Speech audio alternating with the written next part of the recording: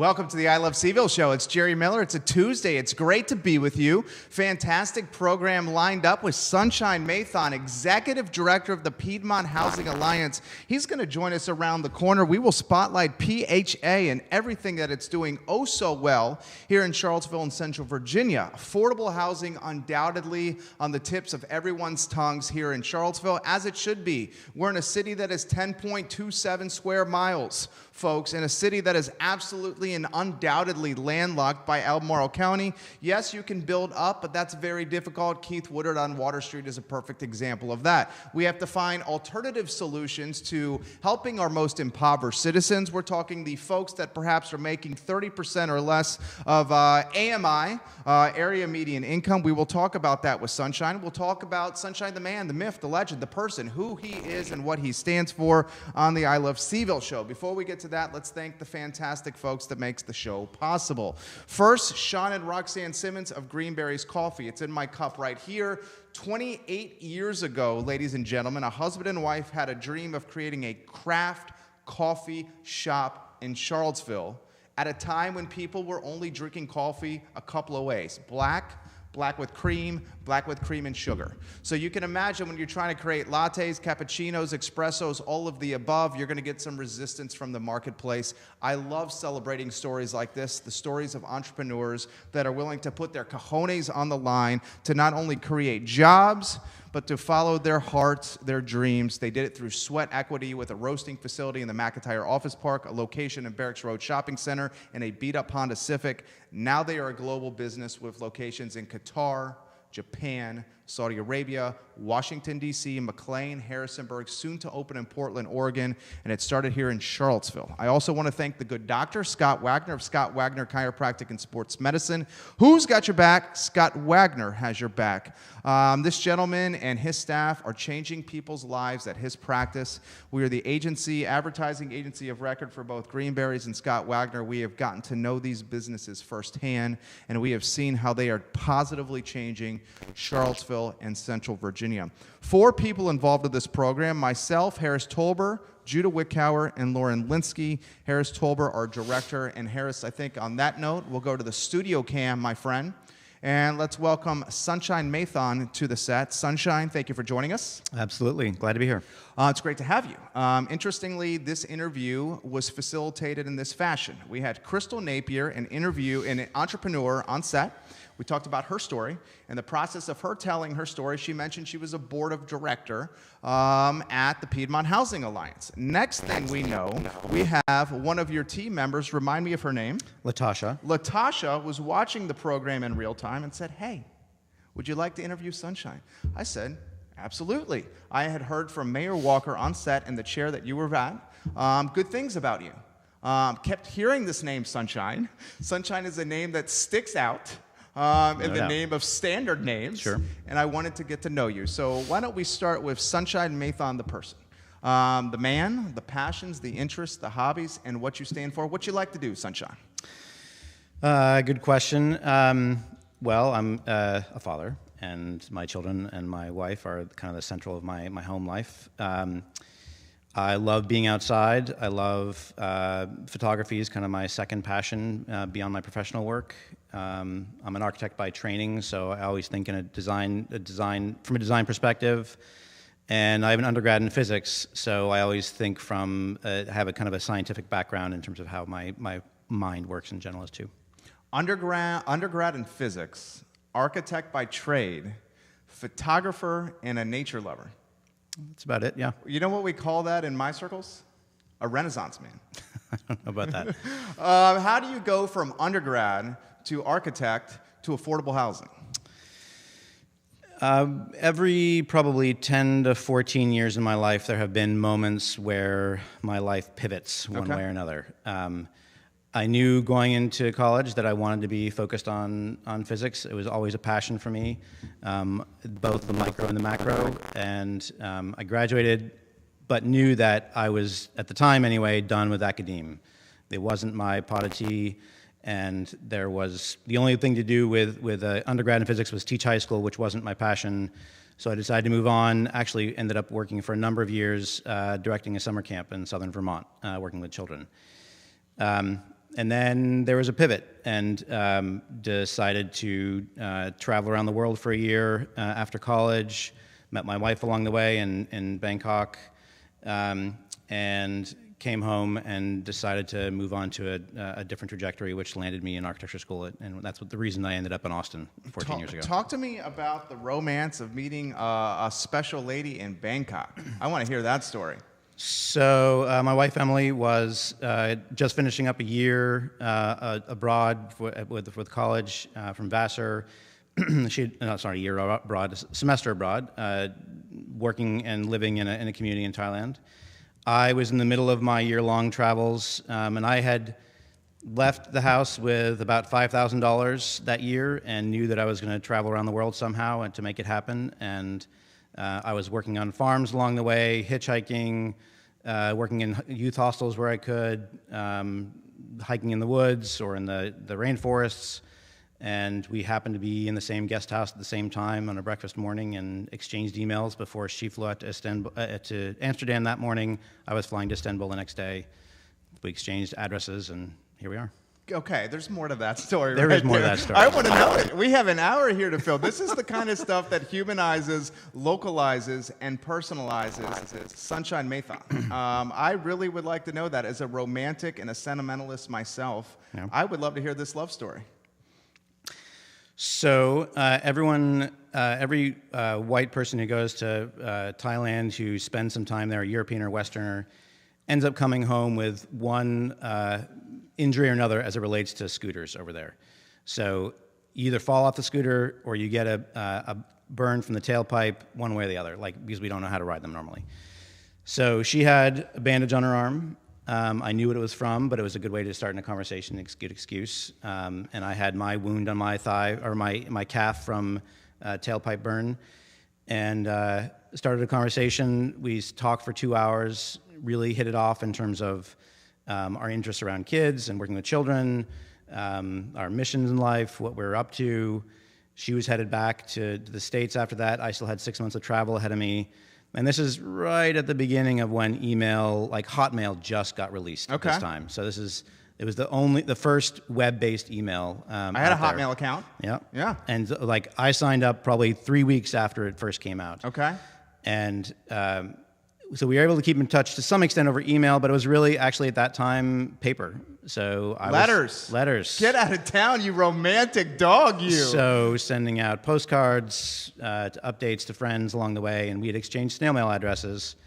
And I kept in touch with her and some other folks too along the way as I traveled. So was the icebreaker, hey, that looks like a bad wound on your forearm, I'm Sunshine? Pretty much. That's awesome, Yeah. Sunshine. Yeah. I really like that story. All right, well, let's talk about your migration to Charlottesville. Okay. You are a well-traveled individual. I think that is safe to say. You've seen not only much of the United States, but you've seen much of the globe, as you've just indicated to us. How does Sunshine Mathon get to Charlottesville, Virginia?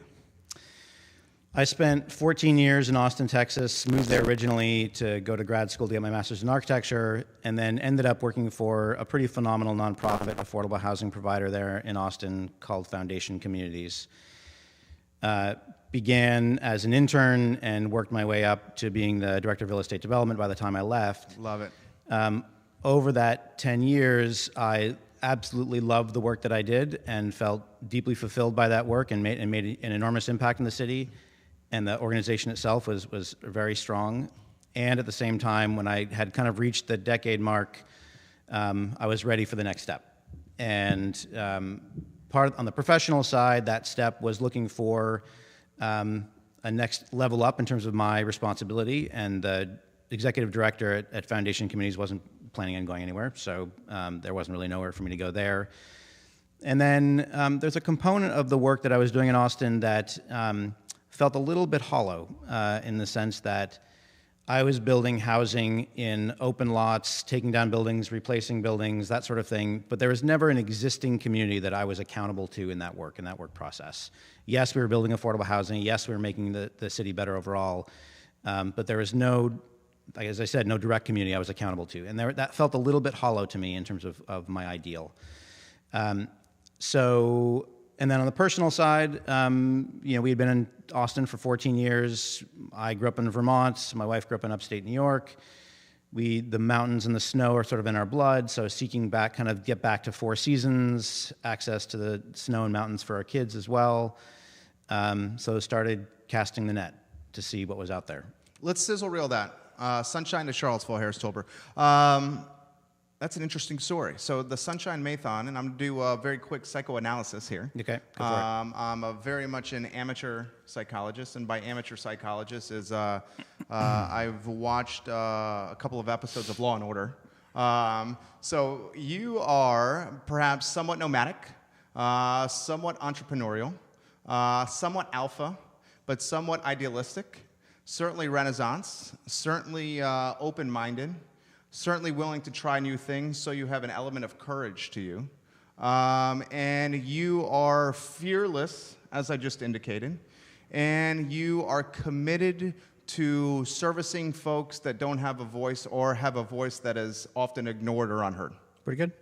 Yeah. Charlottesville, Virginia. This community, why? When I was looking, honestly, Virginia wasn't necessarily on the radar initially. I was thinking... Big change from Austin.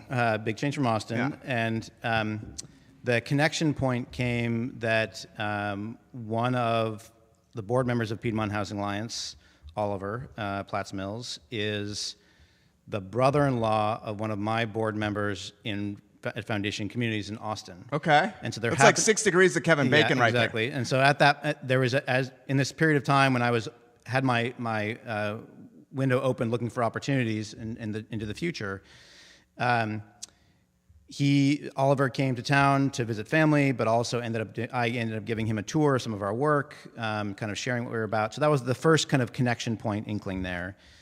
And then the next is that Barbara Brown Wilson, who also serves on our board, who's a professor at the School of Architecture at UVA, we were in grad school together at UT. She was getting her PhD. I was getting my master's at the time. She moved here 4 or 5 years ago.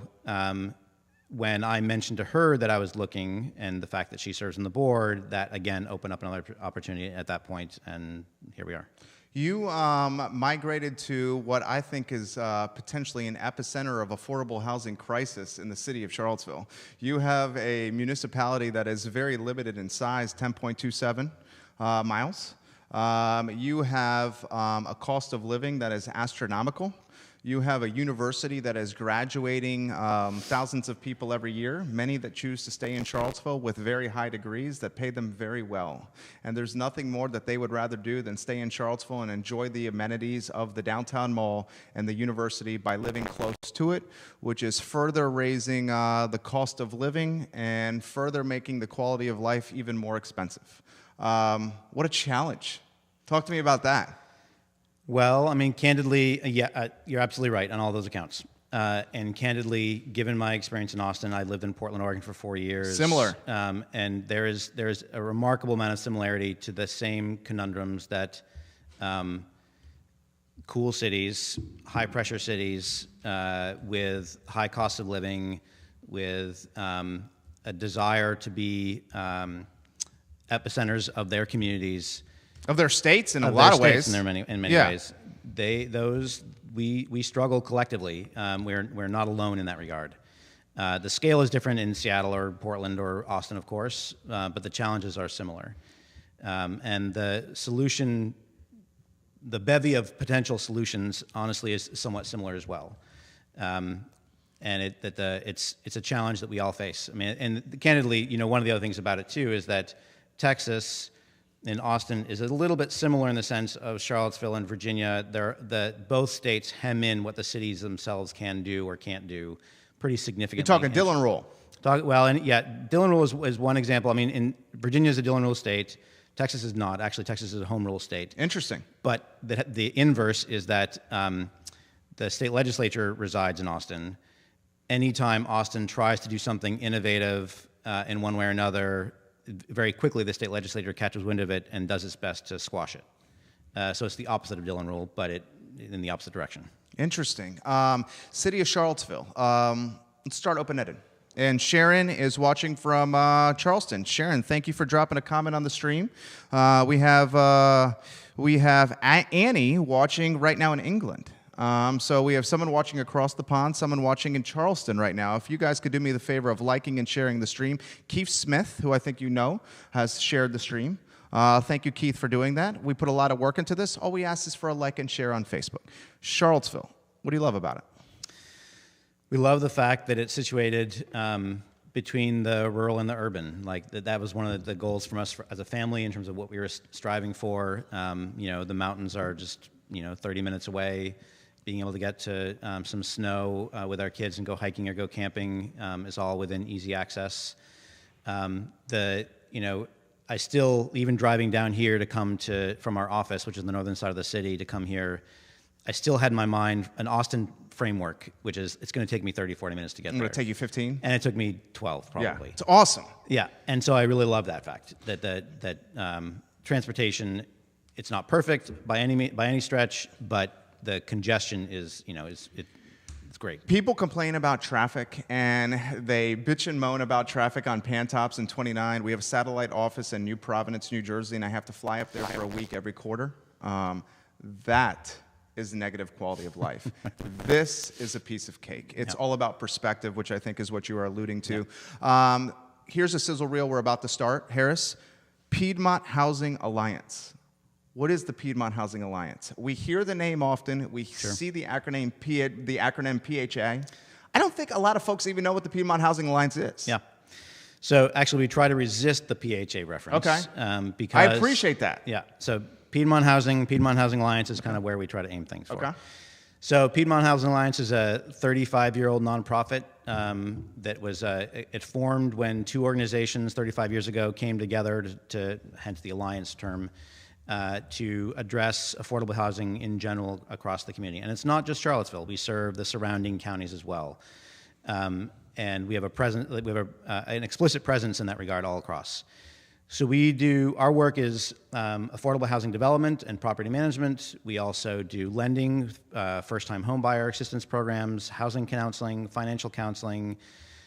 So the educational component, the lending component, and the actual housing provision are all components of what we do to address the issues of affordable housing across the spectrum. Piedmont Housing Alliance, not the PHA, but Piedmont Housing Alliance.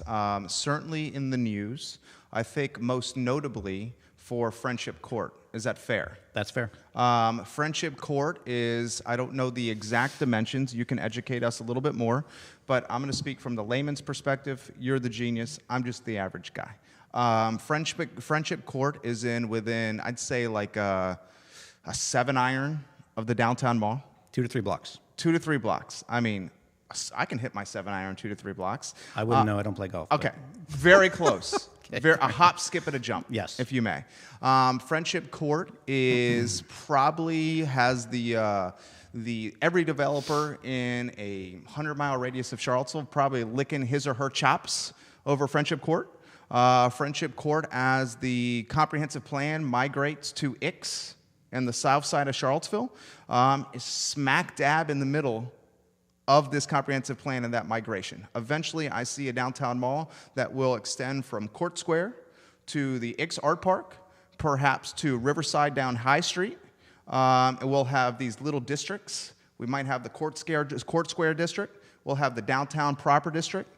We'll have the Glass Warehouse district, the Ix Art Park district, maybe the River district down by High Street, and Friendship Court is right there in the middle of it. Talk to me about Friendship Court. So Friendship Court is 11 3/4 acres, just to get at some of the raw data. So it's almost 12 acres in the heart of Charlottesville.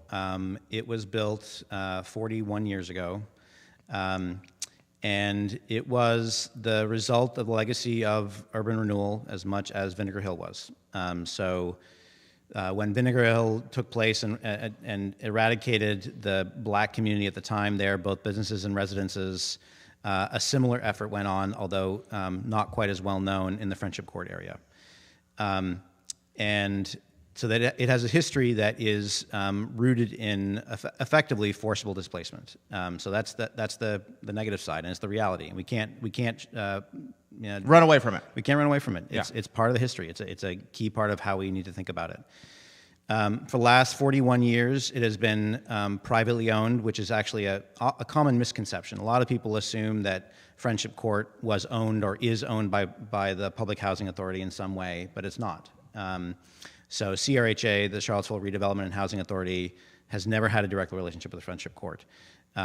Even though a lot of the folks, the clients we serve, the folks that live at Friendship Court have sometimes lived in CRHA properties previously or vice versa, and sometimes there are families that cross boundaries. So 41 years ago, it was built as what's called a Section 8 community. It's a project-based Section 8, which means that it's privately owned, but there is a subsidy from HUD, an operational subsidy, that allows the property to operate while also maintaining the rents at levels for folks who make very little money to be able to live in stability. And for the last 41 years, that's been the case. In 2001, 2002 is when Piedmont Housing Alliance became connected directly with Friendship Court. So during that time, the private owner at that moment there was the possibility that they were going to put it up for sale. And it was going to potentially at risk for being lost to the Charlottesville community as affordable housing, which would have been devastating. So the city contributed some funds. Piedmont Housing Alliance came to the table in partnership with National Housing Trust Enterprise, now National Housing Trust Communities. They just recently changed their name. They're a DC-based nonprofit, also focused on affordable housing. The three of us came together. And so now the Friendship Court for the last 15, 16 years has been owned and operated by Piedmont Housing Alliance and National Housing Trust Enterprise in partnership. One of the things that happened in that 2001, 2002 timeframe was a moderate rehab. So the property was in pretty poor condition at the time. And so we utilized low-income housing tax credits, which we can talk about in a minute, because that's a critical part of it's on my list. The future. Yeah, excellent. Utilized. I'm gonna say LIHTC, because that's the easier thing to say. So it's LIHTC, low-income housing tax credits equals LIHTC. So LIHTC was used 15, 16 years ago to do a moderate rehab. Knowing that the 15-year initial compliance period, which ended in 2018, allowed for a potential either rehab or redevelopment, about 2 or 3 years ago, planning for the possibility of redevelopment began. And again, this is prior to my arrival. Go ahead. Yeah, turn that into a sizzle reel. Call it Friendship Court. Friendship Court is an intriguing subject because of the dark history behind it. Friendship Court is an intriguing subject because depending on who you talk to, the infrastructure has seen better days. I think that's safe to say. That is absolutely safe to say. Okay. Friendship Court is an intriguing subject because of the gates that have built around it that give the public perception that it's almost like a jail. Friendship Court is an intriguing topic because of are they armed? Armed guards that patrol security? There's security on site, yeah. Security on site that patrol. And let's be frank, because of the level of crime that's prevalent in, what did you say? It was how many acres? 11.75. 11.75 acres. There's crime there. I'm going to counter that, though, which is, sure, there's crime there, but there's crime in every part of the city. Touche, but would you say there's a higher density of crime there than other aspects of the city? I actually don't know that that's true. Okay. I don't have the exact stats. Okay. But we work hard, and the community itself, they work hard to make sure that doesn't happen. Sure. And I'm just spitballing with you. Yep. And there, in the past, of course, I know that there have been periods of time when it has been harder than others, for sure. But a lot of improvement has taken place over the last 5 to 10 years. What do we see as the short and long-term future of Friendship Court? Well, fundamentally, that's up to the residents. So just to be clear, when we began the process 2 to 3 years ago of envisioning the possibility of redeveloping Friendship Court, one of the most important things that was done at that time was the establishment of what's called an advisory committee. Sure. So there's an advisory committee that is comprised of 9 residents from Friendship Court, and those 9 residents were elected by their neighbors about 2.5 years ago to represent them through this redevelopment process. And then there are 6 additional members from the broader Charlottesville community to bring in just kind of different levels of expertise. and provide consultation. So for the first 18 months of that body, they worked through a process and ended up developing what I'm calling basically a preliminary master plan for a redevelopment. And that was released at the end of 2016, early 2017. There was a kind of a hiatus where essentially we went through a process of listening. Okay, is this plan the right plan? Did we get it right? Did reaching out to the community, the individual members of the community, not just the Friendship Court Advisory Committee members, did we get it right? Are there problems with it? And ask the same question to the exterior folks too, the people on the outside of the community. And there were some pretty consistent themes that needed, for ideas that needed to be improved in terms of that plan. So starting in October 2017 or so, up until essentially the beginning of this year, we have been working through a process of taking those concerns, listening to those, and really redeveloping, or replanning, revisioning a plan that is responsive to those communities' concerns, and but also responsive to the aspirations. And so the plan that we have now was largely designed and developed by the advisory committee, by the residents of the Friendship Court. So it's their future that they've helped design effectively, that they have designed themselves. How do you balance the needs of the residents of Friendship Court with the marketplace dynamics of the downtown mall expanding this way and the chomping at the bit nature of developers? Well, so a couple things. One is that we are a nonprofit, and NHTE is a nonprofit as well. So even if developers are chomping at the bit, it doesn't matter. But they can develop around. A good example is Ludwig Kutner and Alan Kajin at the XR Park. True enough. They exert their own pressures and go their own paths. And when there is opportunity for us to kind of think about how to, at those edges where we come together, when we can think about how to plan well together, we'll do so. But we have to be accountable to the residents in the planning process. And honestly, that's where all of our focus is. You know, looking back 40 years ago, when folks were essentially forcibly removed, we have to have that as our lens as we think to the future and who we're accountable to in the design process. I love that answer. You're basically saying we have to learn from the past to help us evolve the future. Yeah, fundamentally. I love it. And that's what separates us as humans from primates. Because we're able to essentially, this is what happened and didn't go well, so this is what we need to do differently as we move forward. And I love that. And that's what entrepreneurs do. Mm-hmm. We take past precedent and we take data and we apply that data to our mindset and to our models to make them better, which is what you are doing. Sure. Here's the question I have for you, and we have a number of folks joining. Guys, if you can like and share the feed, that would mean the world to us. Thank you, Terry Cadell, for doing that. All I ask is a like and share of this feed, guys. The future of Friendship Court strikes me as a mixed-use area where we are going to have potentially affordable housing next to single-family homes. And I would think that there are some folks out there that are hesitant to have neighbors that perhaps need subsidization for their to be able to cover their housing costs. How do you balance that? You know, what you're getting at there is the core of NIMBY, not in my backyard, right? Yeah. Explain the acronym. So because we're not acronym people either. Sure. Yeah. So NIMBY stands for Not in My Backyard, right. And that's a common acronym, and that's a common issue across the country, no matter where you are.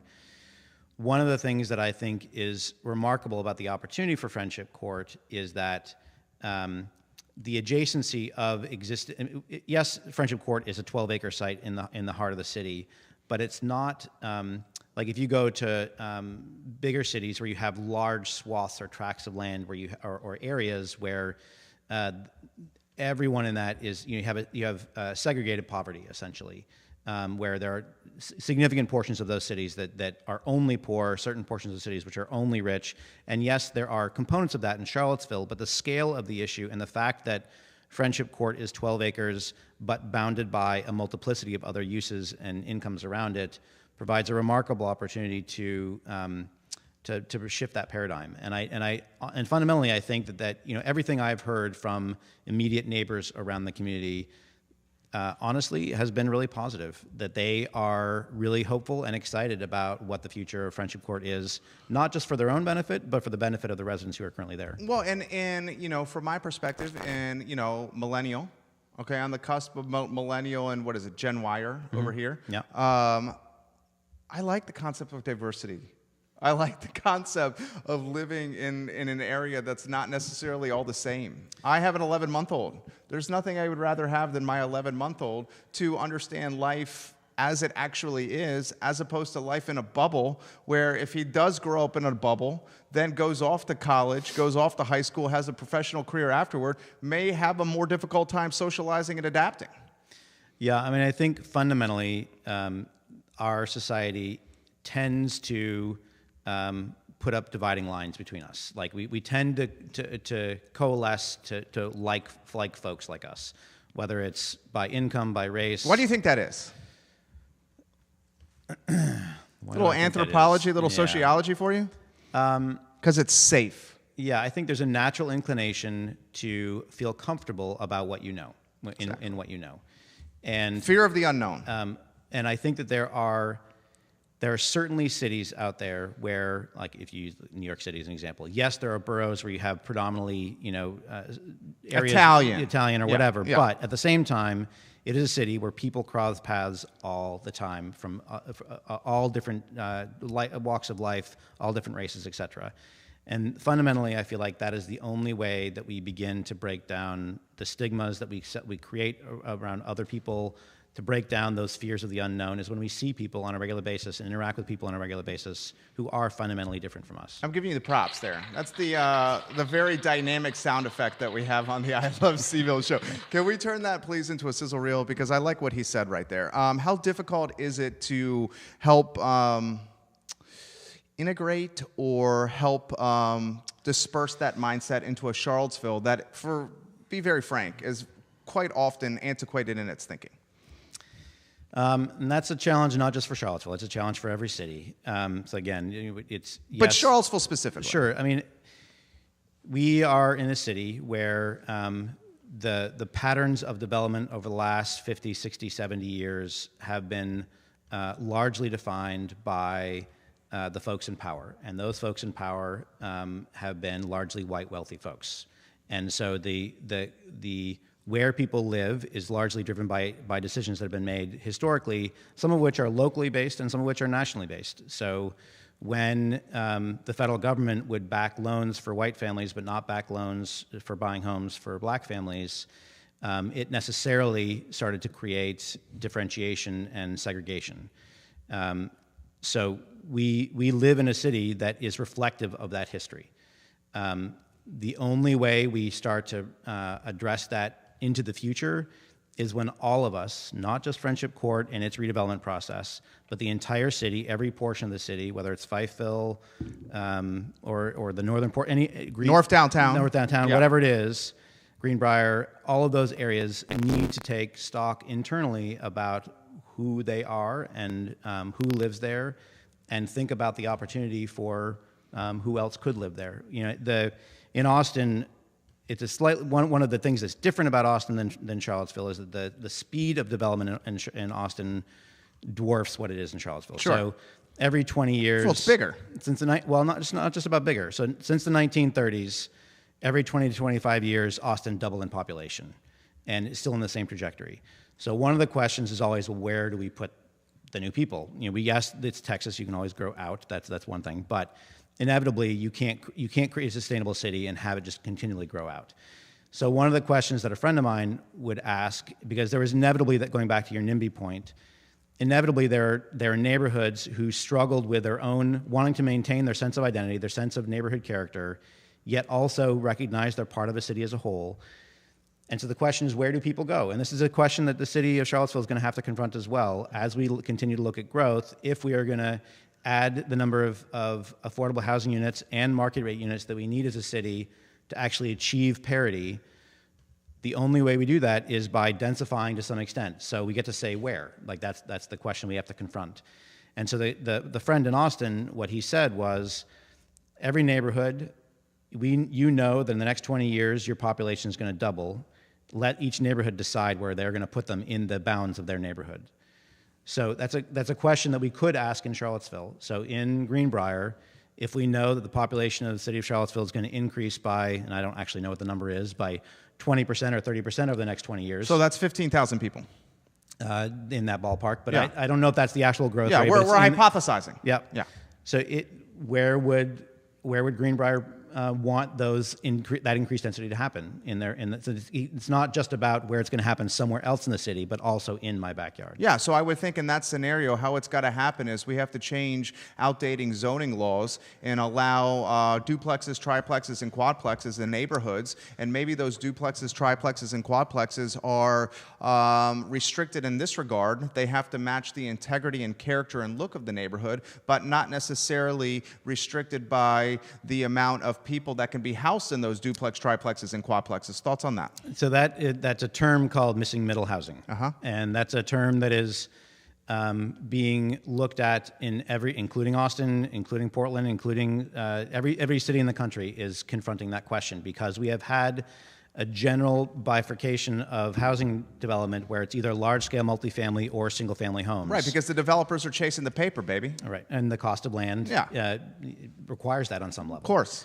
So, to your point, I don't know if you've ever been to Portland before, but No. if you've been to Portland, Oregon, if you're in the central city, like say in Southeast, where you're within a few blocks of downtown, you can walk down any single-family neighborhood street, and you won't know it, but you'll be walking by a quadplex, a triplex, a duplex, a single-family home, a whole multiplicity of types. Some of the houses just look bigger, right? But they still fit within the character of the neighborhood, right? Why don't we do this? Yeah, well, can I throw this to you? Yeah, sure. I'm going to take it a step further here. You're the genius. I'm the idiot. Okay. Is it 53 or 56% of the city is zoned R1? In that ballpark. Yeah, so it's 53 or 56%. Essentially what R1 zoning, guys, means is it's made for single-family homes and single-family homes only. Right. And why this was put into effect, and I'll cut to the chase, you don't have to, was to prevent white flight. A lot of the middle and upper class decades ago that was white was leaving the city of Charlottesville for the suburbs so they could buy homes that were larger and have plots of lands that were also larger. So the city had to combat that by changing some zoning laws and saying 53 to whatever the number is, 53 to 56% of the land would be zoned for single family. Essentially trying to encourage, lure, or romanticize the suburbias back to the heart of the city, because they need that tax base, and they also want the money in the city, and they don't want the city to die. How can we possibly solve the conundrum that is affordable housing when over half of our housing stock is zoned for single family? Fundamentally, I don't think we can.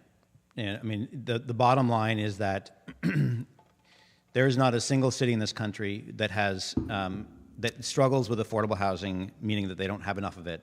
And I don't mean that purely in the sense of subsidized affordable housing, but I'm just saying affordable housing, housing that's affordable to those residents across the spectrum. There's no single city in this country that has solved that conundrum. Every city struggles with that, with some version of that same story. Primarily, although I would say that it is largely, it's about choice, not so much had to. You characterize it as the city had to do that. It was a choice that the city had about how they were going to incentivize white families maintaining ownership. So, and cities across the country have variations on that same story. So in front of us, there is no silver bullet solution. If there were, somebody would have solved it by now. So fundamentally, to address affordability issues across the board, and again, this means subsidized housing and non-subsidized affordability, you have to use every possible tool on your tool belt. One of those is looking at the existing single-family zoning and how to allow for that zoning, those neighborhoods to maintain their character in the essence of it, but at the same time allow for more people to live there. That's the only way it has to be part of the tool belt, or else we won't get there. I think this is how you solve it. I'm an entrepreneur who figures things out. For 11 years, we've grown a business that has had double-digit increase for 11 straight years. And we've done that because every single day I have to come out, much like your job, and figure things out and drive a concept forward. And that might be one day 2 steps backwards and 1 step forward, but the other day it could be 5 steps forward and 1 step backwards. We're always trying to build positive momentum. Sure. What has to be done, and it's so obvious, is we have to change the zoning laws. Why are we not changing the zoning laws away from half the city being single family? It's just so archaic in its thinking, and if we don't do this, this is what's going to happen. I mentioned the satellite office we have in New Jersey and New Providence. Mm-hmm. New Providence is an island of white, wealthy people. Literally, I drive around this place, and I love doing business here because it's an island of very wealthy people, right? Mm-hmm. Okay, so it's great to do business here. But there's no diversity. And if we do not do something to prevent this, Charlottesville, Virginia will mimic and follow New Providence. Mm-hmm. Thoughts? I agree. I mean, I think the trajectory of the city, we've seen in general, the city of Charlottesville losing the percentage of its folks that are black or other minority groups Latin is decreasing overall. That was true in Austin as well. We have to confront some of the big systemic issues that form the city's structure as we know it. Related to where we're going with zoning, you know, the city is in the process of revising its comp plan, its comprehensive plan, which in and of itself is the bedrock that the zoning is based on. Of course. And it's a foundation. It's the foundation of it. And we are... the Planning Commission is working on that now and has hit a significant series of road bumps as we've tried to figure this out. For example? For example, you know, one version of a comp plan is a comp plan that essentially takes the historical trajectories and further reinforces those, although with maybe minor tweaks. You know? Layman's terms. So, for example, maintaining one version is to maintain primarily R1 zoning, but tweak it by saying that there are transportation key corridors that's where you want to focus your density.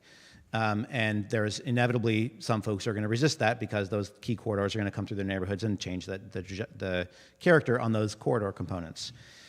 That's one version where you take the current version and just tweak it effectively. The other version on the other end of the spectrum is to scrap it and think from the scratch, maybe not from scratch, to think holistically. To pivot the model. To think holistically about if our goal is to achieve affordable housing parity in the city, the only way we get there is when we retool the map. And that means having to make some pretty potentially dramatic decisions about how that map is constructed. And that's exactly why I have aspirations to challenging Denver Riggleman in the 5th District. That is why I want to run for the 5th District. That is literally the motivation. It's because this town and this community has been so good to me and my family. And I feel like when we are given, and I've earned it, not been given a cent. It's been earned through hard work, through busting my ass through 80-hour work weeks. But for 11 years, for one vacation in 11 years, which was my honeymoon. But because of it, I want to give back and feel a sense of civic duty. And like you, I want to be a voice for the folks that are voiceless and unheard. A perfect example is the living wage at the University of Virginia. A perfect example is the Fifeville neighborhood. The Fifeville neighborhood, I'm terrified, is going to become Belmont. My first year, my second year out of the University of Virginia, I lived in the bubble for 1 year, Oxford Hills on Preston. And from there, I'm like, all right, I'm 23 years old, I'm going to be a big adult now. I'm a young professional. And I moved to Belmont, to Little Graves. And this is circa 2005. And the reason I moved to Belmont, I'm going to cut to the chase. I was a single guy, and I could stumble home from the bars. Okay, I didn't have to drive. Mm-hmm. I could walk to Little Graves behind Spudnuts. And I literally saw firsthand in Belmont how the OG, the old guard of Belmont, was being gentrified out of the neighborhood because yuppies like myself that were 10 years older were buying ramshackle $275,000, $250,000 properties, investing $100 to $150K into them, and then turning them into $450,000 and $500,000 properties. And when there's a $500,000 property at 204 Little Graves, 203 Little Graves could be a shithole, but the one that's next to it is going to influence the property taxes on it, as you know. Yep. Next thing you know, the OG, the old guard, is gentrified out of the entire neighborhood. That's going to happen if I fill. Mm-hmm. That is going to happen to the Orangedale neighborhood. I literally drive down the Orangedale neighborhood all the time. I see duplexes, okay? You could buy a duplex in the Orangedale neighborhood, the left and right side, the entire duplex, not just one side of it, but the entire side for $150,000. Eventually, there's going to be a developer that's going to come in there and buy the whole street and then convert the entire street into Belmont. And then next thing we know, we are losing the communities and we are losing the homes for the people that undoubtedly need a voice, that need someone to champion their interests. Talk to me about this, please. So gentrification is a deep struggle for the city of Charlottesville, no doubt. And one of the ways that we begin to address that is by making sure that as prices go up in nearby housing, that the property taxes are going to go up, but then there's opportunities for tax abatement on those lines to make sure that those folks can stay in place without having the need to sell and to recoup those taxes back.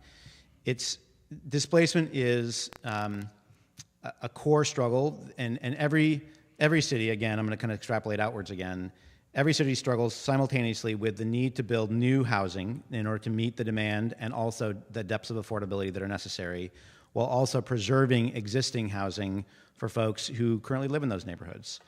The market is a very challenging place to do both of those things simultaneously. Why? Well, I mean, you talked about it just a moment ago. Like, there's nothing to prevent somebody who has enough cash to go down the street and buy a $250,000 house. Talking capitalism. Talking capitalism. Yeah. And it's in the current form that we have in this country.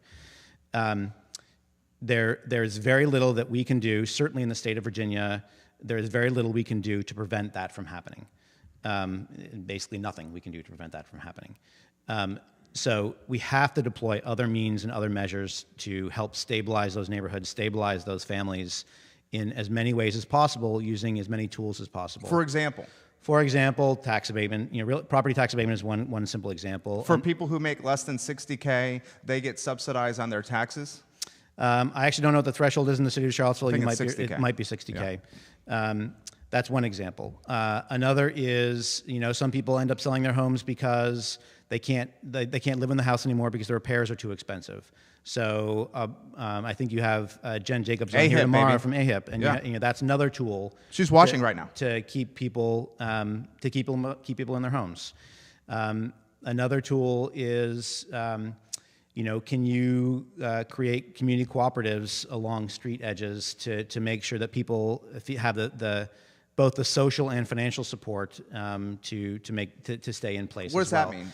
So, for example, if you can pull the cost of land, and this model is a model that works in some places and not in others, but if you can pull the cost of land effectively out of that appreciation, then you allow people to stay in there longer term. Interesting. So something like a community land trust, where effectively people can own the homes themselves, but not necessarily the land underneath it. So, layman expert. Yeah. You're basically saying if a home in the city of Charlottesville, we'll take my example of Belmont and when I lived at Little Graves, and if a home on the corner of Graves and Little Graves has a market value of $500,000, you say that the structure of the home itself has a value of $300 and the land itself has a value of $200, you pay taxes on the $300 and not the $200.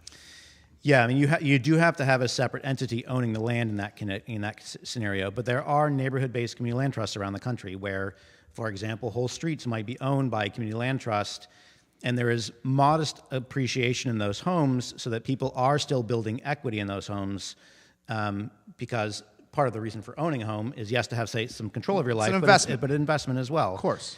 That either you want to be able to cash out on eventually, or you want to hand down to your children, whatever it might be. So the community land trust model is one version of a model that helps do that. Habitat for Humanity and the work that they do in the building. Dan Rosenzweig, baby. Dan as well. That is another model. All those models need to be deployed at the same time as much as possible. The problem with that concept, and I'm just spitballing with you, I'm not saying it's a bad idea, I'm not saying it's a good idea, I'm just spitballing for the sake of a conversation and a talk show. Sure. And we have a number of questions coming in that we have to get to. Okay. The problem with that is the sticky nature of the concept. It complicates things. Where it's done now is there's a deed and there's a mortgage. And the deed can be purchased for a lump sum of money, whatever that money is. If we start having land trusts and the land is owned here and the house is owned here, that complicates an otherwise already very complicated process. Yes and no. I mean, usually when you have a community land trust entity, they're mission driven. And so their work is to make it as simple and as easy as possible. Okay. And part of that is helping to try to find financial institutions that know how to do loans in the context of that certain scenario. And there are financial entities out there that do that, and it actually, in some ways, becomes easier because you have someone helping hold your hand through that process. Would those type of properties would not be as attractive, though? That's why I'm saying you need a multiplicity of solutions, because for some people, that's the perfect solution. For other people, it's not. Understood. And so for some people, you're right. They're going to walk away from that, and that's perfectly fine. But for others who want to maintain their housing in a certain neighborhood because their kids are there, their grandparents are there, and they have no other way to maintain affordability, that's the perfect solution. Ray Cadell says, I am watching this show while on the road and driving.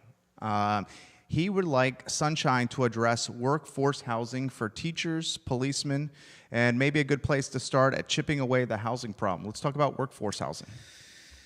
So workforce housing is it's a loose term. There's no real solid definition of what workforce housing means, but I get what he's trying to get at when he's mentioning teachers and firefighters and 80% of Charlottesville city employees, people that work for the city of Charlottesville, cannot afford to live in the city of Charlottesville. That's right. That's startling. And not uncommon. Yeah, but it is startling. It is crazy. Yeah, absolutely. Fundamentally, that's actually in some ways the hardest housing to build. And the reason is that anything below 80% AMI, and so the area median income in Charlottesville is $89,600 a year, and I think that's for a family of average 2.7 or whatever the number of family members is. So $89,600 a year. There are subsidies available for the construction side for families making 80% of that and below. So when we're building, for example, at Friendship Court, and we're going to be doing a mixed income community, we're going to be replacing the housing for the folks who currently live there, making 30% AMI and below. We're going to be adding a tier of affordability in between 30 and 60% AMI. So for families making, say, $20,000 to $50,000 a year. And then we're going to have a tier of controlled, restricted market rate units up to 80%. So that's families up to, say, $70,000 a year. So across that spectrum, we have available subsidy to help make that possible. Because of the cost of construction, the cost of land, hitting those levels, those depths of affordability without subsidy is impossible. You have to have that subsidy in place, or you can't do that level of affordable housing. The tier of workforce housing, quote unquote, used to be 60 to 80% AMI, but because the cost of income, the income level has continued to rise, the workforce housing is really 80 to 100% AMI now, and there is no subsidy available. So you have to depend on traditional market conditions to make that happen. Sure. And the cost of land and cost of construction make that almost impossible nowadays. Sure. Which is why you see most market rate developers building high-end luxury housing, because the cost of land does that. I mean, it's not, there's a decision in there as well, but the cost of land and financing requirements, they have to make money. And they won't get financed were it not for that. Right. Which makes, what do you say to this question? We should not, I'm hypothetical for the sake of a talk show. We should not get involved. We should let the market and capitalism figure it out on its own. We should allow Charlottesville to turn into a municipality that has 750,000 perhaps starting homes that goes to God knows what. And the city of Charlottesville is going to reap the benefits through real estate taxes. So the free market is a bit of a misnomer in my opinion. So there's never been a situation in the history of our country where the free market on its own has worked without government guidance. So the free market was at play when the federal government intentionally subsidized white families and intentionally did not subsidize black families, back in the 30s, 40s, 50s, 60s, through redlining and the way that they deployed financing. That was the free market making those things happen, quote unquote, but with directive effectively behind the scenes from the federal policy, essentially. All market forces are always constrained in one way or another by how the federal and state and local policies hem them in. There's no such thing as a true free market. So we always have some choice and say about the markets that we create to some extent. Although most of the market conditions are created at the federal level, which means that it is difficult to impact those policies. Yeah. Which is why I want to run for the 5th. But go ahead. That's a side note. You think I'm joking? No, I don't think you're joking. Yeah. So bottom line is that every industry in the country, whether it's the oil industry, solar industry, transportation industries, they all have different government requirements, subsidies, et cetera, to facilitate what federal policy sees as the priorities, right? So one of the priorities that I think the federal government sort of sees and had created the program, and I'm going to come back to LIHTC here, the Low-Income Housing Tax Credit Program. So LIHTC is, and most people don't know this, but it is the largest public-private partnership model in the United States. I did not know that. And essentially what it does is it takes federal tax credits that is not money, it's just tax credits. If you win those tax credits as a developer, like we are planning on attempting to do with Friendship Court, we don't get any money. All we get are tax credits. So then we turn around and sell them to an equity investor, which is 80% of the time is usually a large financial institution. A private equity firm? Like a bank. Okay. 80% of the LIHTC credits out there get bought by banks. Okay. And the reason for that is because they're secure? They're safe? They're tax credits. They're write-offs. Right, So okay. it's not really secure or not secure. They're just write-offs. Understood.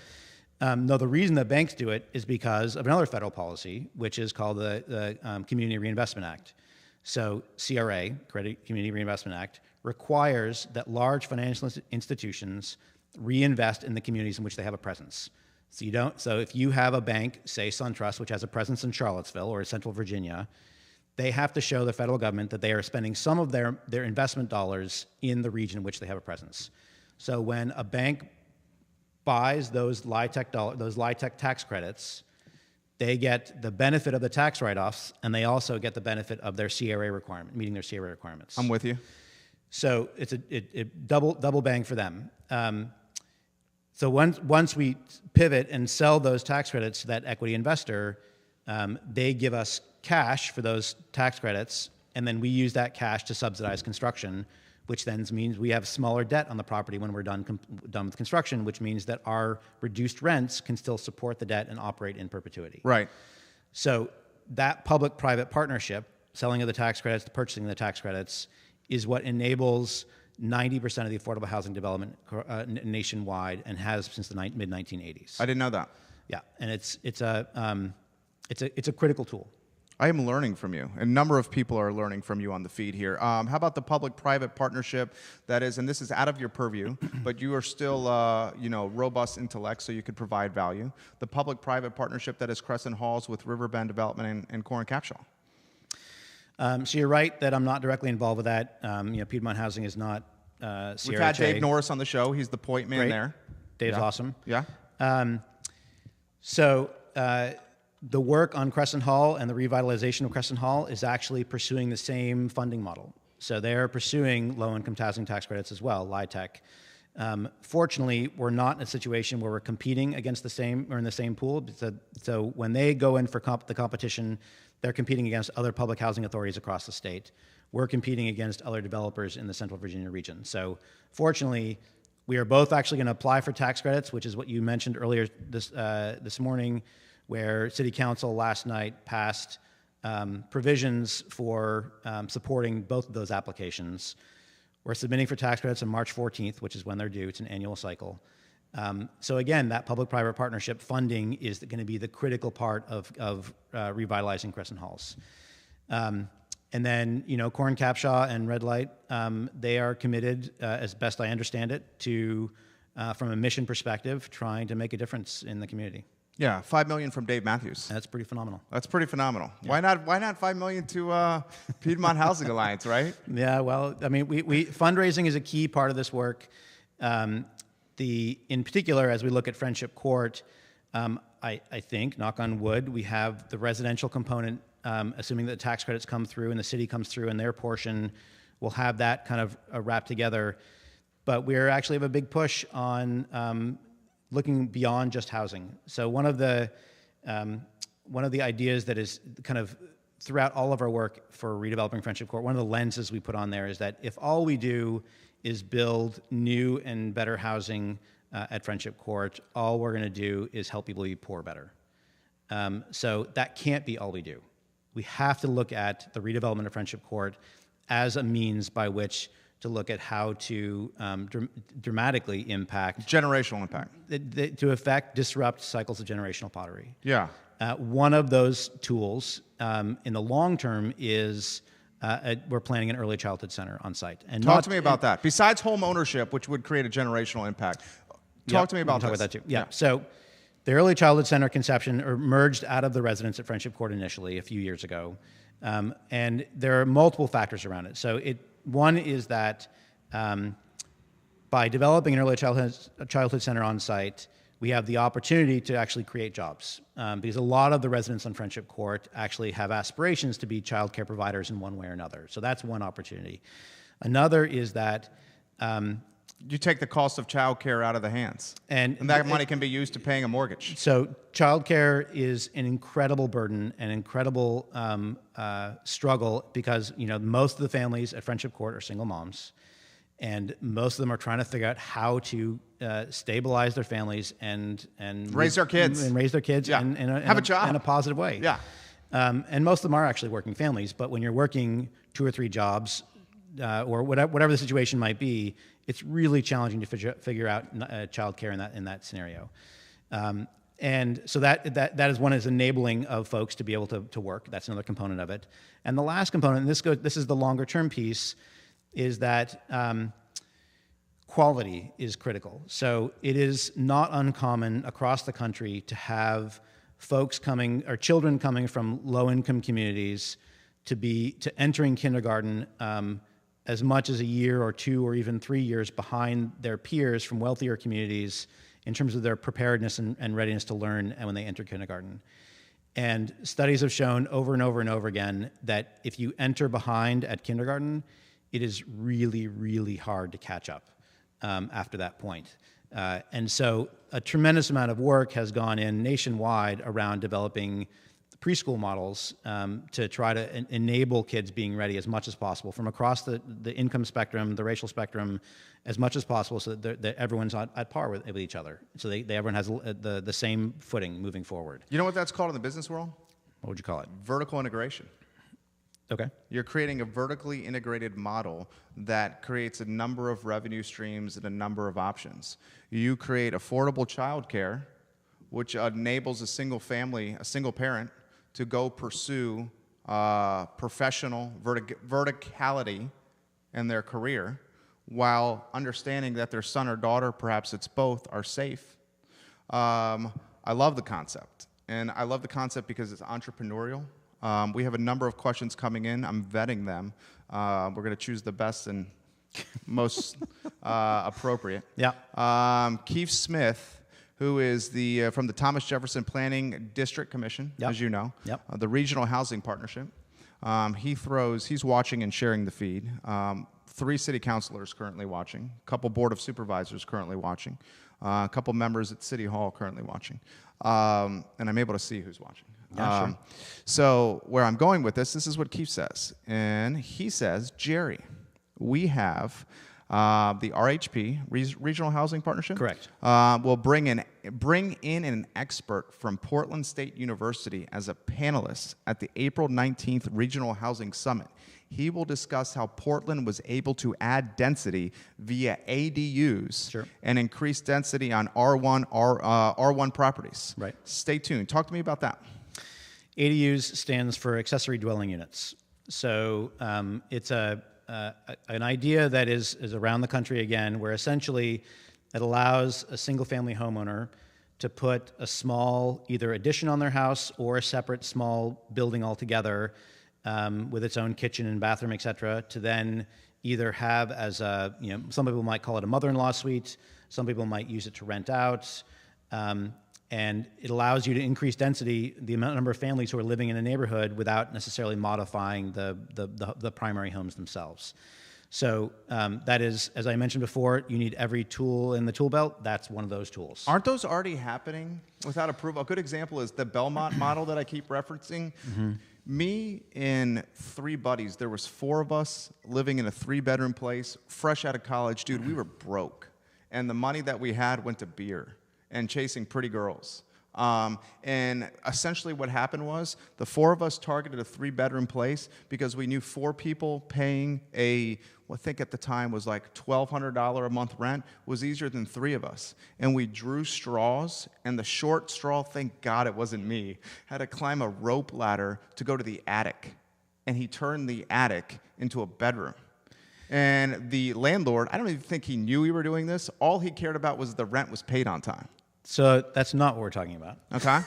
It's not similar at all? No, well, the reason it's different is because an ADU has its own dwelling unit. Its own address. So it has its own address, its own bathroom, its own kitchen. Okay. So somebody could live in there and never see anyone who lives in the primary house. Here's a good example, a basement that has its own bathroom. Sure. Okay. Someone who has a basement in their house.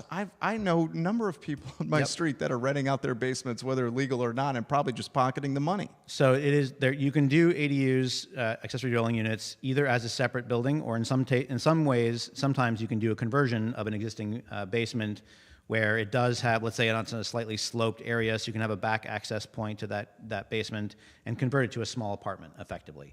An ADU is effectively a small apartment. But many buildings can't do that on their own, so you have to be able to build a secondary dwelling unit. There is inevitably zoning and building code challenges depending on the site, and one of the tools that we need to be looking at is how to make that as easy as possible. Questions coming in. You're killing it. You're getting a lot of props here. All I right, appreciate good. your time. Jojo says, Sunshine is exactly right. Jojo Robertson.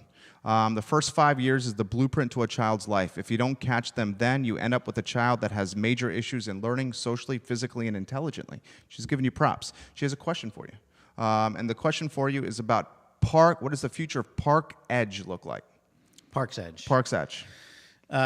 So Park's Edge is a community on the north side. It's in the county, actually, on the north side of the city. And the question is, recently Piedmont Housing Alliance took over management at Park's Edge, and in the next 6 months to a year, we'll end up purchasing the property and doing a deep renovation of Park's Edge, because the housing itself there is in need of some love. And it's a 96 or 97 unit property, multifamily, a set of buildings there that needs care and attention, although it has had great management over the last, because actually we're transitioning from AHIP, is the entity that's been owned it historically. They've done a great job, but it's time for it to get some LIHTC, low-income housing tax credits, to do a deep rehab and bring some love there. What are some of the most challenging aspects of your job? Some. At any given moment, I probably have 50 plates spinning that I have to make sure stay spinning and stay balanced. Some of them are short term, that there's an idea that emerges, we need to tackle it right then and there. But many of them, and this is one of the biggest challenges, are years in the making and require tremendous relationship building and building trust. A lot of my work when I first arrived, and I've been here 18 months now or so, particularly the first 6 months, but certainly the last 18 months in total, a lot of my work has been around trying to build as much trust as possible. Relationships. And relationships, because... You're good at that. Well, we can hope. But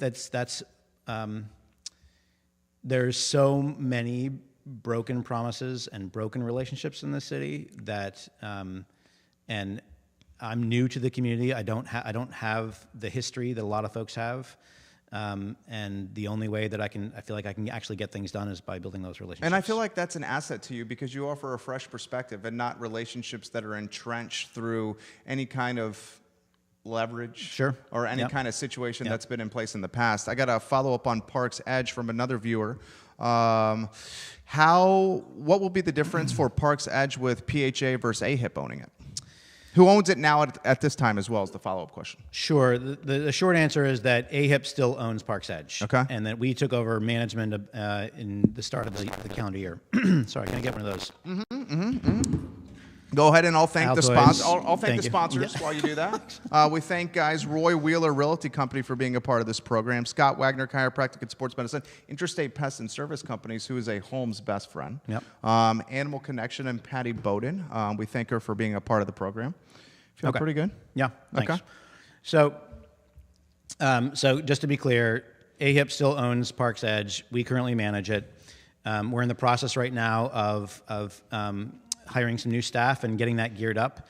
And then as we look to the future of Parks Edge, the biggest change I think is going to become when we do a deep rehab starting 6 months to a year from now. And really, I think it'll be pretty transformational for the community. The buildings they struggle. AHIP has done a tremendous job of maintaining them the best they can with the available resources, but it's time to deploy new resources. Where do you see the most density possible in Charlottesville? I actually don't think I can answer that question, and I say that because I would hope it's around UVA. I mean, that's the one I'm still learning. There are people who have. Let me say it a different way. I have heard a number of people have all kinds of different answers to that question. Sharing their own opinions that oftentimes are in conflict with each other. Sure. And so the bottom line is, I don't think I actually know. And I hope that the comprehensive planning process that we go through over the next year and the community engagement process we go through over the next year will help really illuminate a kind of a collective wisdom around what the right density and where it goes. Jojo says, so excited for Parks Edge. Thank you, Sunshine, for that insight. Sure thing. I think I know the answer to that. And I All right, think go where for the it. most density possible should be around the University of Virginia because it's the largest employer. Why wouldn't we want more people to live within walking distance or a short commute of the largest employer? Why would we allow density to go north of the city or away from UVA, which is furthering vehicle traffic, which Sure. is furthering congestion? Which is creating negative ramifications for the environment through pollution. I would think the density should be right around the university, the hospital, and grounds, which would then encourage a higher quality of life, fitness from walking. There's an interesting study out there about folks who take public transportation and what it does to their health as opposed to driving. Why wouldn't density be built around UVA? What is UVA's stake as a stakeholder in this community? That's a really good question. And if you're probably familiar that the working group that President Ryan pulled together, issued their report last week. I did. And they identified, 4 key areas, housing being one of those, the second in that line, I believe. And one of the struggles I think that UVA faces is around not only the students themselves, but around the folks who work there, like as you were saying, essentially. And the turnover and retaining those folks, and it's kind of a sense of commitment that those folks have to the institution. You want your employees to feel committed to the organization, like Personally invested. Yeah, I mean and the way you do that is when the university is paying what it needs to be paying, not just the university directly, but also indirectly through contractors as well, because that's one of the biggest challenges there. And I think you're right that quality of life is driven in large part by how much time you spend in a car versus how much time you spend walking around. It's so obvious. Yeah. Transportation, public transportation. And I appreciate your time. We'll wind down here. You have enlightened me on so many different topics, truly. One of the things that I truly enjoy of this show is not only connecting with folks, but having folks of your intellect and IQ on the program. Because if I do this for 90 minutes every day from people of all different industries and categories and walks of life, dude, you understand what it does from like broadening my horizon? It's like every single day I'm taking like anthropology class, a sociology class, an economics class, an MBA. It's fantastic. This is what I like to talk about as public transportation. I wrote a very thorough analysis on ilovecville.com on how public transportation is negatively impacting the affordable housing situation here in Charlottesville, Central Virginia. I've been told that analysis, along with my analysis on real estate, meals, and lodging taxes, were printed out and then actively discussed in City Council and Planning Commission and City Hall meetings. I think it shows I do that not for the toot. I do it more for the fact that I'm learning from folks like you, and then taking that knowledge and then putting it in very digestible format on a website for people to then learn from themselves. Sure.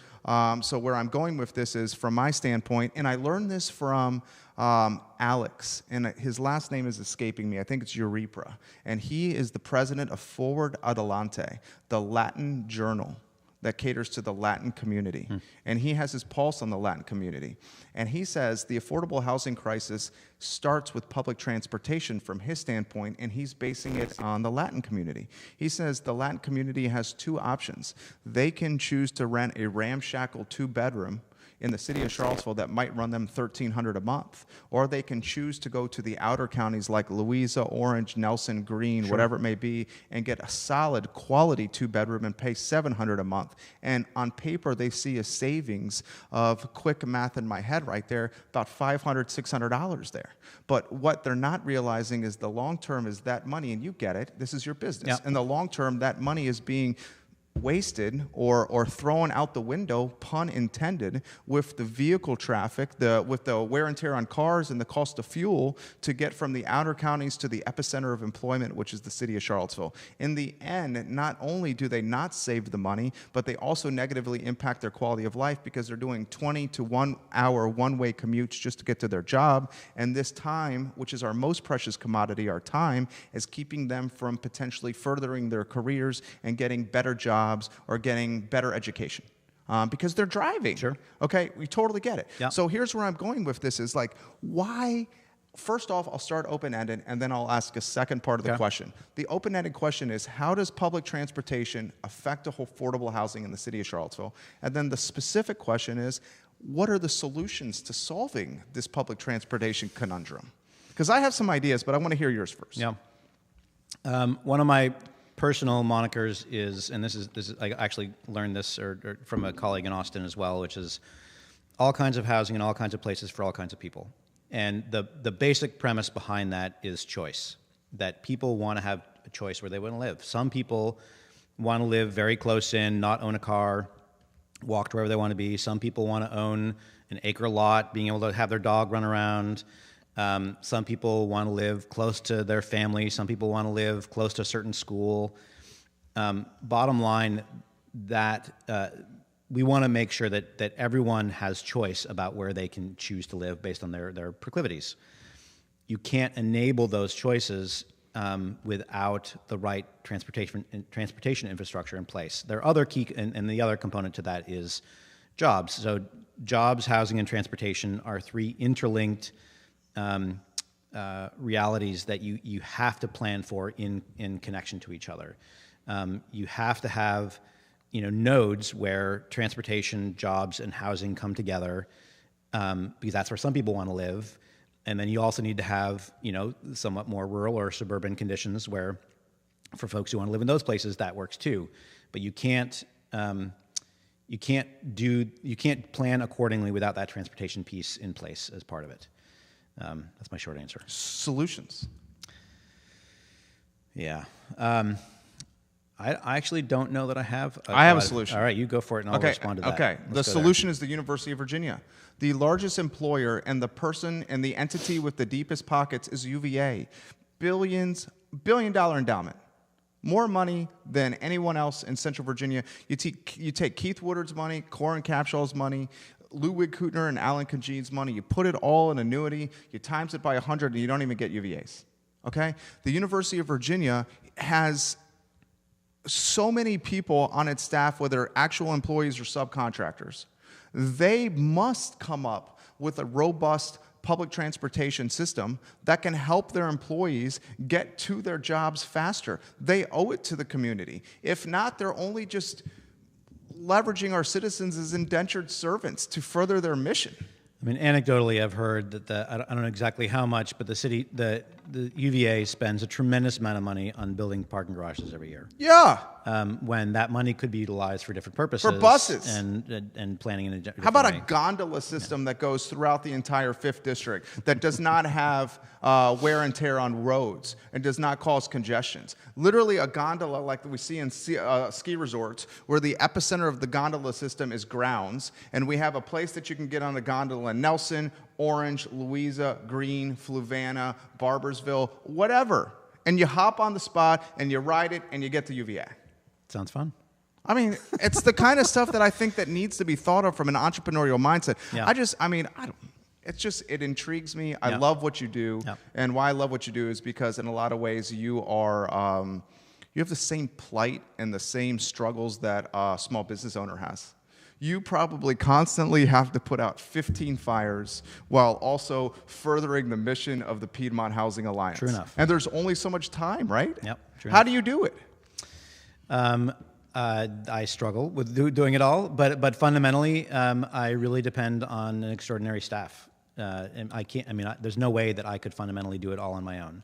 So partnerships with other entities, partnerships with the city, and the work of my staff is what makes it possible. April Ward will wind down the interview. April Ward says, this is a problem everywhere. Charlottesville just needs to work on wages that match these housing prices, and it starts with the University of Virginia. Can I say Sure. one thing about that, which is that there's a common phrase out there nationwide, which is we can't build our way exclusively build our way out of the affordable housing crisis. You have to be looking at the other end of the spectrum as well, and how to raise people's incomes and enable that so that they can start to afford what is market rate. And you have to be doing both simultaneously. Totally agree with that. Sharon from Charleston has watched the entire show, and she says, thank you for the education. We're grateful for you watching the program. This is what I want to do. I try to welcome our director, Harris Tolber, into the program and ask him the question, what did you learn today, as we challenge our team member to blossom and grow. So Harris, I'm going to throw it to you, and this is an opportunity for you as we give you the last word of the show with you to connect with the camera to go in anywhere you want. Okay. We'll take your last word and we'll cut it into a sizzle reel and syndicate it for 30 days. Anywhere you want to go, the show is yours. First, we'll get to Harris Tolber. Harris Tolber, what did you learn today, sir? So, Jerry, if it's all right, I think I want to ask Mr. Mathon a question.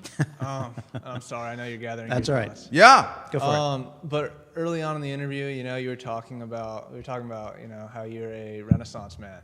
And I totally agree with what Jerry said. Like, any guy who decides he wants to travel the world for a year and meets his wife on the way, like, in my book, you're a Renaissance man. And so my question is, having lived a little bit for a year or two, that kind of nomadic lifestyle and traveling and seeing the world, what cultural perspective did that give you that when you got back to the States, your life here in the States, did you see, the areas that you lived in a different cultural perspective? It's a good question. That is a good question. And I think fundamentally, back to the earlier comment around when we live with people around, surrounding ourselves with people who are like us in some way or shape or form. When I came back to the States, and it clearly recognized that what I had conceived of as life is just one small facet among a myriad of different ways people live their lives, and deconcentrated my conception of myself as the only way to the United States, first of all, where I'd grown up in Vermont, like those places that was the only way to live, and so it inevitably leads to a deep appreciation for the multiplicity and diversity of perspectives and lives out there. Got perspective, yeah. That's what I need. Is I've been so razor focused for 11 years on growing this business. What I've sacrificed is the opportunity. My opportunity cost was travel and perspective, and the benefit is That's a big cost. Huge. I can't even quantify the cost. We're crushing it, but at the same time, we're crushing it at the sacrifice of me being able to see things outside of Central Virginia. I mean, how weak is that? Okay, that's a conversation for a therapist right there. You can close the program any way you want. The only thing I ask of you, and we'll cut this into a sizzle reel, you interact with that camera right there. Sure thing.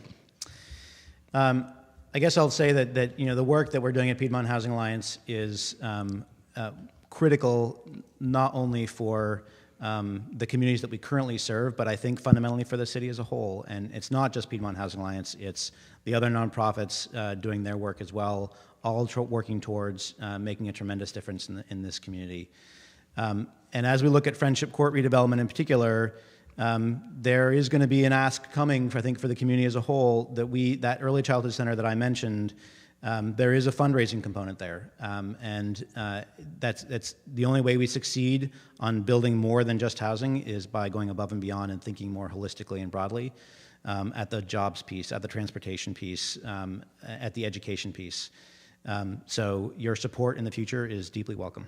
There you go. Sizzle reel that. Sunshine, thank you. Thank you. It was fun. I learned a lot from you. You gave us 90 minutes. All right. I'm grateful. Guys, I encourage you to follow Piedmont Housing Alliance on Facebook, and I encourage you to go to the Piedmont Housing Alliance website. It's piedmonthousingalliance.org, where you can get to know this organization that is doing critically important things for affordable housing in Central Virginia, not just Charlottesville. That's right. It's Central Virginia in totality. I thank Crystal Napier for helping set up this interview. I'm truly grateful for that, Crystal Napier.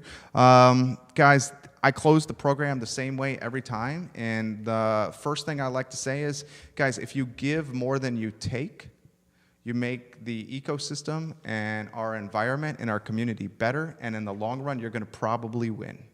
So give more than you take. And the second thing I close with is the golden rule. Whether you're a God-fearing person or not, it doesn't matter. You can still live by the golden rule. And that means do unto others as you would have them do unto you. And that might be something as small as opening the door for somebody or allowing someone to go ahead at you at a traffic light, picking up a piece of trash, smiling to somebody, just showing that you're positive and you enjoy life. And if you do these things, Charlottesville and Central Virginia will be a better place. And guys, Charlottesville and Central Virginia undoubtedly need that right now. For Sunshine Mathon, for Harris Tolber, for Judah Wickower, and for Lauren Linsky, my name is Jerry Miller, and this is the I Love CVille Show. We will see you tomorrow at 12:30 on the I Love CVille Network. Thank you kindly for joining us. Thank you. You did a great job. Thank you. Appreciate it. I thought you, I don't know how to push that. So we got one more thing from you, and we're going to get a photo for the package.